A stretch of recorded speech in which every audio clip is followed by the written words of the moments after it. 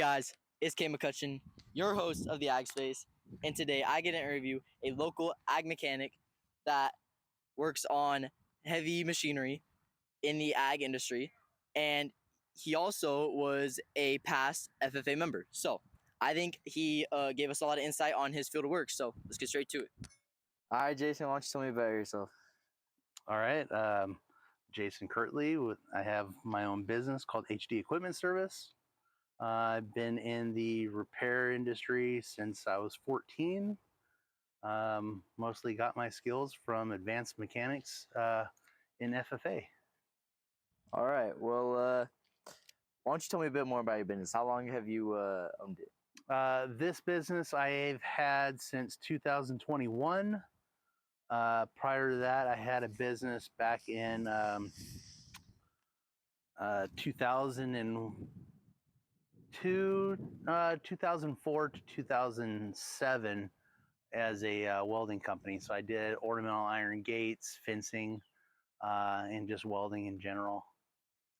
All right, so I know you work on a lot of ag mechanic and a lot of machinery. Mm-hmm. So what would you say is probably the coolest piece of equipment you worked on? The equipment that I like working on mostly are dozers, earth movers, excavators. A lot of the items that are used for cleanup work or dirt work. So during your time in FFA, I know you got a scholarship for something. Aeronomics Aeronomics. to Oklahoma. I did not take that. I ended up was sick, so I had cancer at the time, and so I went to work and dealt with my illness. So why don't you tell me a little bit more about aerodynamics? Well, I didn't get into it too much. It was the repair of airplanes, any type of mechanical for those components. But it wasn't what I really wanted to do. So what I wanted to do was the welding side, fabrication side. So I ended up going that route. Okay, so in the ag mechanics industry, how do you stay updated with all the latest trends and technology? That's actually very hard because it always changes. Luckily, for the last 20 years, 18 years, I was in the garbage industry. So that's a good blend of air systems, hydraulic systems, electrical components, which a lot of the equipment that is on the ag side or in the yellow iron side, they're catching up to be in. And so it's a good blend between yellow iron, which is all the ag equipment, and for the automotive side. So it staying with that, getting certifications through all the various makers of equipment and trucks got me pretty close to being, relevant for the updates in technology. Okay. So during your time in FFA, what projects have you worked on? Well, in FFA, let's see here, I graduated 23 years ago. So back in 97, the equipment or the experience I got from that was technically all welding position, different rods and various procedures of welding. Then it became, I was a TA for the class. So it was building cattle squeezes, gates, fencing, a lot of hydraulic components that everyone sees on the farm. We would get projects in from dairies, back in Galt, there's tons of dairies, or used to be dairies. So a lot of the gates off of the farms, they need to repair. So we'd get them and repair them and then give them back to the farmer, and that was pretty much it. All right. So during your time in FFA, did you train animals?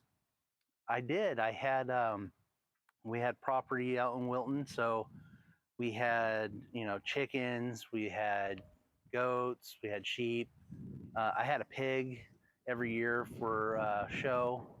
Um, let's see, we had cows, we had, lots of little, of everything out there. So got to play with all that. During the summers when I was too young for an actual job, I'd go to a dairy and do cleanup, help out in the stalls and everything. So mostly cleanup work, the dirty work no one wants to do. What was your favorite animal that you've had? A favorite animal that I had by far was probably the pig. Uh, just a lot easier to train, to take to fair. A little more profitable compared to, the feed wise. Um, yeah, I'd say the pig was. So, in your field, what would you say is probably the hardest or the most difficult part of your field? The most difficult part of my field would be probably the diagnostic side of things. Just from finding out what component is damaged or faulty, chasing the wiring down. Typically, the wiring will be fine, but the component is what's faulted out to where it could take um, quite a while. I've had issues where a module is bad and took up to 3 days just to figure out. Even if I replace the module with a different module, it's still a computer program issue. So the module is bad, had to send it in to get a new one put on. So, how do you see the intersection of technology and traditional farming evolving in ag mechanics? Well, for today, it's the technical side for the equipment that's in the ag mechanics. It's very difficult. A lot of companies, I don't know if I could say which companies, but they're being sued left and right because they don't want to give out the ability for farmers to have that insight of repairing their own equipment. So then they'll send out someone that's certified from the dealer to come out. And that's where I come in, where I cost less than the dealer. I have the capability of reading the issues with the equipment and doing the repairs just the same as the dealer.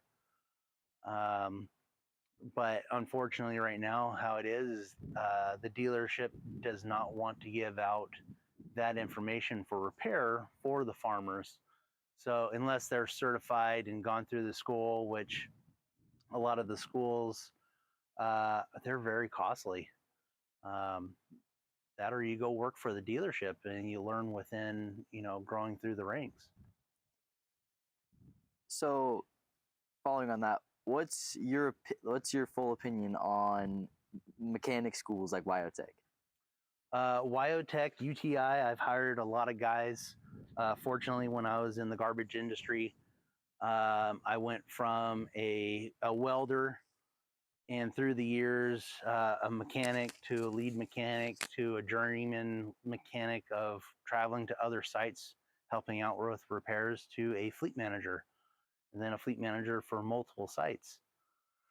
So the guys I would hire from UTI, Wyotech, even from the military, they would give them a basic set of skills that I felt that they needed to learn more, but was not real world experience. Most of the guys that I got from the military, they were parts changers for a lot. It was very far and few between that I'd have a guy that actually did diagnostic work through them, which that's a good career path for anybody, I'd say. Um, there's Wyotech and UTI, those schools right there. I forget. I think UTI actually went out of business, or Wyotech, which one of those two went out of business, at least in California. And a lot of those guys, they go in, they pay for a certain amount of schooling, and then they're out. So they don't have a full grasp of what's going on with the equipment or with the truck. They just have a certain set of skills, and they need to learn a lot more. So in a sense, between UTI and Wyotech, it literally is better, if you can't afford that, to go to a Jiffy Lube, be an apprentice with someone like myself, learn basics, go online, do ASC certification online, read books, and then come back out to put hands on for experience. I've been doing this since I was 14, and there's still tons to learn. So it's very difficult. The schools, they just cost a lot of money, and I don't see the reward in a lot of it. But that's also how much, say, someone your age wants out of school. How much are you going to invest into it? If you're going to go, it's your dollar. You better invest as much as possible. Same thing as school. It's your time. Better invest as much as possible to get the best out of it. What would you say is the most important skill to have in your field? In my field, the skill-wise, it's just common sense. Come into it with fresh minding, with a fresh mind. I don't know everything, but at least I'll come into a project or look at a problem with a fresh mind, fresh set of eyes, and then use my common sense to figure out what's going on. Just a basic looking and knowing what to look for makes a huge difference. So open-mindedness, I would say. So, in your time in welding, what would you say is probably the coolest project you have worked on? Coolest project? Well, welding, when I was back in high school, for FFA, I actually had to where I completed all my stuff for senior year. So my junior year, I was a TA. My senior year, I only had 2 real classes. That was English and PE. The rest of it was FFA, to where I ended up having, advanced mechanics for 4 periods, to where I was able to go get a job, which, being in that program, got me a job for Chris Olson's Chassis Works. So I was building race cars, doing chassis, rear ends, suspension components, learning CNC work, running a laser for them, to, a plasma cutter to cut out various metals, benders. So the coolest thing I'd have to say, the welding project, was I had, with that company, was a rear end for a Pinto that was close to only about 2 feet altogether, lengthwise, to hold up. It was something in, north of 1,200 horsepower for a little car like that. It was tubbed out, and a lot of brackets, a lot of welding, just knowing where to put everything to have that thing survive for the drag racing. Okay, and if somebody was trying to start up in your industry, what advice would you give them? Well, to start up in this industry, that's a very good question. Let's see. Well, take it slow. Be mindful of what you're doing. Look at everything being open-minded. You don't have to have the best equipment to do the job. You just need to have enough to do the job. Because no matter what, I constantly am buying tools. So 20 plus years of purchasing tools and equipment, it's hard to have everything all at once. So take things slow.